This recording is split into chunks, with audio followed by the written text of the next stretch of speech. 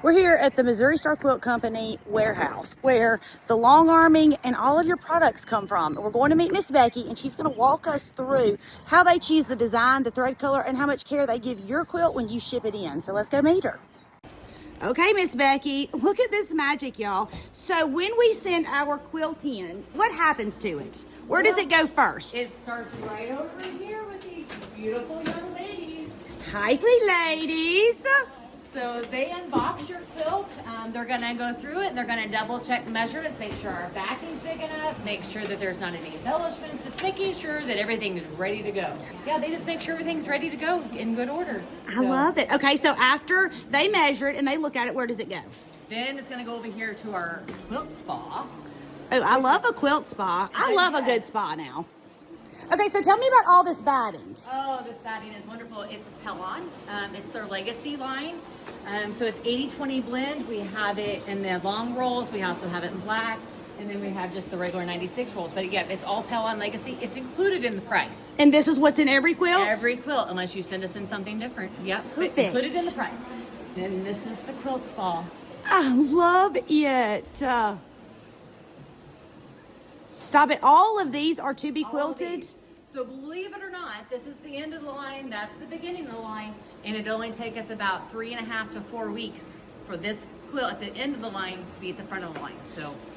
So as they're quilted, these racks are just rolled forward? Just roll forward. Keep bumping them forward like a train. Yep. Wow. Okay. I'm here with Sherry. Miss Sherry is the one who did all of the trimming on all of the quilts that we sent in. And Miss Sherry, how long have you been here? 4 years. 4 years. And I'm told that she swept her area because trimming creates a lot of lint and trimming. What happens to the trimmings when you cut them off? So anything bigger than 2 inches, we send back to the customer. We'd love to see how you trim it. So the first thing I do is I'm going to look over the quilt and make sure that our machines didn't skip any stitches or overlap or anything. It's rare, but you want to just look over your stitches real quick, make sure. This is absolutely gorgeous. Are we allowed to say who this is? This quilt was made by Kim Lancaster. It doesn't say where she's from, but Kim, if you see it, I want you to tell us where you're from. This is incredible. Okay, it looks like this is a panel quilt and it's got some patchwork strips down the side and a beautiful border. And look at the back of this. Miss Sherry, can you flip that over just one corner and show us the back? Oh my goodness. This is so cute. Okay, I'm assuming it's for a lake house or a boater or somebody who loves all things fishing. Okay, Miss Sherry, so we looked at it to make sure we didn't have any skip stitches. Yes. So next we're going to, and everybody does this a little different. This is just how I do it. We're going to cut off this excess fabric here so we can send that back to you guys. So all of this will be sent back. Oh, wow. All pretty. This is a binding quilt, so I'm going to square the corners and make sure that the borders are straight. And we just go all the way up, make sure we're keeping it straight. Miss Sherry, do you know what design this is in this quilt? I don't have them all memorized because there are so many, but it'll say on my paperwork. Okay. It is School of Fish. Miss Becky, our guide today, said School of Fish. I see hundreds of quilts a week, and so I don't have all the patterns memorized. I cannot imagine how many quilts you see a week and how incredible. I know you have to be in awe of what you get to look at, right? There's been some really neat ones. You have the best job in the whole world. I like it a lot. This is a binding one, and then we have the trim only, so those are the ones with the white paper, and I just trim to the edge. I don't square those ones. And then we have the no trims, which is this whole rack of blue ones. And that just means I look over it like I did at the beginning of this one, and then I don't trim anything off. I just fold it up real pretty and send it back to you guys. Okay, so this is one that is going to be bound. So Yes. we're trimming it and squaring it all the way to the edge, and so we can send it to the binding department next, right? Yes. Okay, now if it wasn't going to be bound but still wanted to be trimmed, you would do the same thing. It just wouldn't go to the binding department. Correct. Okay, so let's pretend, or not pretend because it's real. It's really happened. I send in some quilts and I send them with the backing and the binding. But what if I sent one without the binding and wanted to use the fabric for the back for the binding, is that something you would cut or somebody else would do that? So I would send just like this. I would take this extra fabric and it'll get folded up inside, and then the binders will cut strips out of that extra fabric that I have tucked into the quilt. Okay, so if I wanted to have my quilt bound with the same fabric that I have on the back, how much extra do I send? Our standard is 8 inches. So 8 inches, if I make sure that my fabric is 8 inches wider all the way around, top, bottom, and both sides, then that's large enough to be quilted and to use the extra for the binding. Yes. All right, I'm now, going to take this and I'm going to fold it up real nice and neat. And with the trims and the no trims, this is how you guys are going to get it back, is how I fold it. With the binding ones, they're going to unfold it over there and refold it, so it may not be exactly like I had it, but they still do a good job folding it up. Raw edge is always into the center. Yes. Yes, raw edges in the center so it looks pretty. That way, if it is one going back to you guys, it looks nice. And quilt top up when we fold it up too. Miss Becky, when I send a quilt in, how long does it take to come back to me? Right now we're about 4 weeks. We can, so there's sometimes a year we can actually get that a little faster, and there are sometimes a year, like especially during the Christmas time, that we really try to stay at that 4 weeks or less. But that's the standard. So. Okay, and how many quilts do you think you have at a time to be quilted? There's usually about 1,000 or so here at a time to be done. So yeah. And so if mine comes in and it's number 1001 in about 4 weeks? 4 weeks. Yep. But stop it. If you need it done faster, we do offer a rush service that we'll actually have it in and shipped back to you within 7 business days. You maybe, I mean, like that's the time it hits the carrier, not necessarily your doorstep. But yeah, we'll make sure we get that in and out of here within the 7-day business period. Don't ever be afraid about what your quilt looks like in a minute. I promise. I'm not a great quilter. Like, I love to sew. My points don't always match. My quilt's not always square. I'm not measuring my borders to make sure that it's the same. So my quilts oftentimes have a lot of fullness in them. But it's kind of like ironing, right, Miss Becky? You're going to make my work look good. Right. So I will say, when we got Miss Tammy's quilts, they were, the first thing I noticed was like how well they were ironed, and that makes the world of difference for us. It's super, super helpful. If you don't iron them, I'm not saying it can be done, but it does make everything look so much better when it's ironed. But as far as your points being off, the long arms don't care. Like, it doesn't matter. Like anybody in this room working on them, they're not going to say like, oh my gosh, look, her points don't match up, because like that's just not what quilting's about. It's like about the finished product and not looking at every particular block. Like it is okay. Like you know, kind of like Jenny always says, you know, like, finish is better than perfect. Like, quit stressing about the minor nuances throughout the process and enjoy just the process as a whole. And honestly, just more focus on the person you're giving it to or the use of it, because I promise you, they don't know any different. They don't care. They just love the work that you put into it. They love the love that was used to make that quilt just for them. That's what they're focused on. They could care less about your points. Amen. Amen. Yeah. Amen. So I had a sweet lady. This might be the most gut-wrenching email I've ever received, or one of them. And she said, do you mean if I ship my quilt off to be quilted that I'm still a quilter?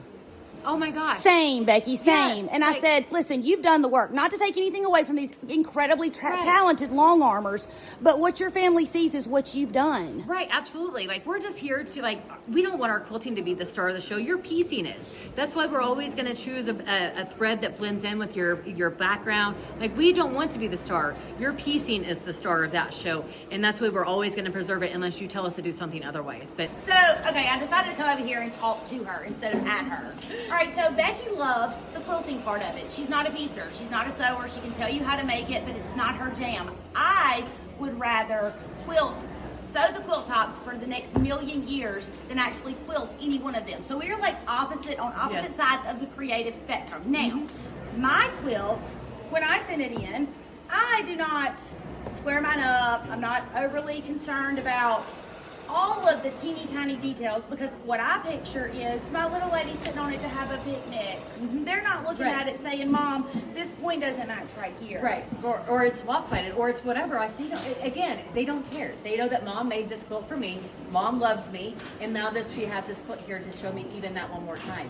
But that's what quilting's about. It's not about making sure that you're absolutely perfect all the time, because it's not going to be. Well, and Becky, when I walked in with Becky, y'all didn't see this, but I was touring, looking at all of the things, and Becky immediately starts telling me about these heirlooms that they get to touch every single day, and the Quilt Spa where they look at them and all of the care that goes into these quilts by the quilters, by Sweet Sherry who's trimming this, by the binders, by the ladies in the front who receive your quilts, take a photo of it, measure it, and then send it on. So much care for every single quilt. And Becky said, no food or drink when we cross the threshold. I said, yes ma'am, no food or drink. And so I love how much care has gone into this. And these long armors, some of them have been here a really long time. Yeah, absolutely. Yep. And they've gotten to know the customers and they want to know you. And so yes, if you make the quilt top and you don't like quilting, like me, I'm still a quilter. We love quilting. Yes, there are people just like Becky who doesn't want to make the quilt top, but she loves the quilting. So just give her some joy, right? Absolutely, absolutely. And too, like when we talking about like letting us to have some of that joy. So we do have that comment box, and like sometimes like nobody knows what to ever put in there. We want to know why they're special to you, so because then it makes us feel like that we're even more a part of your quilts. So I always say every quilt tells a story, and if it doesn't have one, the life of the quilt will have its own story. And when your quilt comes here, this becomes part of its story. And these are real people. And they're real people reading your real words. So if you type in there, I made this for my grandson for his birthday because he's turning 3, then guess what? They are looking at it as if it is for a grandson who is turning 3. So make sure you drop in the comments when you fill out your information what it is that you've made this for, because they all want to know your story. Just like I want to know all the things you're making, they want to know why you're making it. Right.